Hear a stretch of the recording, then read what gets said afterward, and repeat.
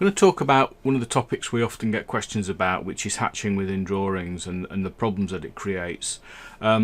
Quite often hatching is used to identify particular areas. In this case we might have blue for disabled bays, red for charging bays, or colouring of the roof to indicate the type of properties and so on.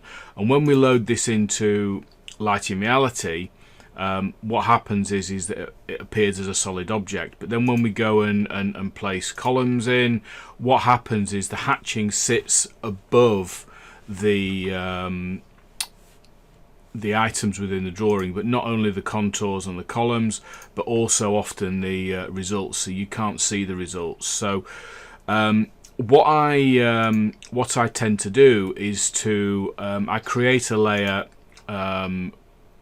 sometimes called underscore off. You can see I've already got one here, but what I've done is I've put these onto layers, one which is called hatch, one which is called hatch blue, and literally go through and either move the objects onto another layer. So what I'm going to do is I'm going to make that the current layer, and then I'm going to select that layer there, and I'm just going to freeze it. So I'm going to freeze that and freeze that. So one of the useful facilities is if you right click on an object and then do a select similar, what it will then do is it will select other objects of the same type. For example, hatching is a very good example. It doesn't have to be on the same layer, so you can then move it onto another layer, for example a layer called off, and then and off you go, and the information has disappeared.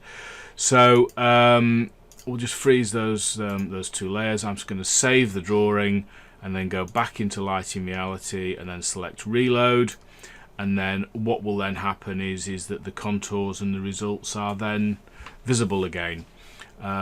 It's quite a simple process. It's really just a question of having access to AutoCAD or some other such CAD software so that you can manipulate the drawing prior to loading it into Lighting Reality. Hope you found that useful. If you found the video useful, please don't forget to hit the like button. It helps us with our rankings within Google. And if you have any questions, please drop us an email to support@lightingreality.com. Tweet us at lightingreality on Twitter, or if you put a message in the area below, we get that, and then we can send you a response. If you have any topics you want us to talk about on this tech tip, then please also drop us an email or message us below or what have you. Thank you very much for watching.